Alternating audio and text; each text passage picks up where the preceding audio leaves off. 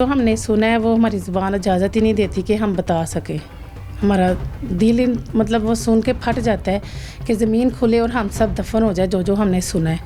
इतनी ज़्यादती कभी सुनी ही नहीं थी, कभी भी नहीं सुनी ऐसी ज़्यादती कि इतना शोहर पास खड़ा हो के नंदे बाजू पकड़ के ये सब करवा रही हैं। इतनी ज़्यादती कभी भी नहीं। अगर शोहर मिला हुआ है, ज़ाहिरी बात है उसने ये सब करवाया है, ये बच्चा जो बता रहा है ये सब हुआ है, तो उसको सज़ा सख्त से सख्त सज़ा मिलनी चाहिए। पूरा का पूरा थाना ही बिका हुआ है। SHO साहब के कमरे में 6-6 घंटे बहन के मैं और मेरी सिस्टर आते रहे हैं।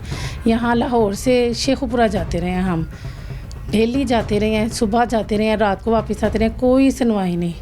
आगे हम DSP के दफ्तर गए हैं, कोई सुनवाई नहीं। हमें इंसाफ चाहिए। यहाँ जो पंजाब के DIG साहब हैं, जो मरियम नवाज़ हैं, हमें इंसाफ चाहिए बस। वो उनके चौधरी ने फ़ोन कर दिया हुआ है, वो कहते हैं कि हम फ़ोन आ गया हुआ है, वो आगे से ये कहते हैं कि उनका फ़ोन आ गया डोगर का। ऐसा कुछ नहीं हुआ, वो कहते हैं एक्सीडेंट हुआ है। बिना तफसीस के बिना कुछ किए वो कह रहे हैं एक्सीडेंट हुआ है, ये एक्सीडेंट केस है। वो तो आप खुद भी देख सकते हैं कि कैसी हालत है, तशवीशनाक हालत है उसकी। अभी भी वैसी की वैसी है, जैसी हमने देखी थी वैसी है। ना बात कर रही है, ना बोल रही है, ना मूवमेंट कर रही है, जैसी देखी थी वैसी है। बयान देने के काबिल नहीं है, डॉक्टरों ने लिख दिया कि बयान देने के काबिल नहीं है। हमने कहा LMC करने का, इन्होंने हमारे इतने चक्कर लगवाए हैं, कभी लाहौर अदालत, कभी कचहरी और कभी शेखुपुरा की अदालत में। वो हमने स्टैंप वगैरह लगवा के साइन करवा के दिए हैं, फिर भी ये हमारे साथ जाके तो LMC नहीं करवा रहे। उसकी ज़्यादती हुई है उसका भी, और जो तशद्दुद हुआ है उसका भी।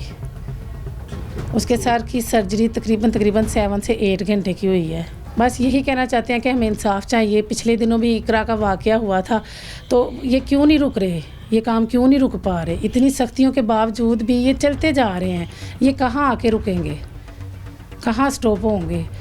ये बस ये चाहिए कि हम कौन सा ऐसा दरवाज़ा खटखटाएं कि जिससे हमें इंसाफ मिले। वो रास्ता हमें दिखा दें, बस हम वहाँ भी चले जाएंगे।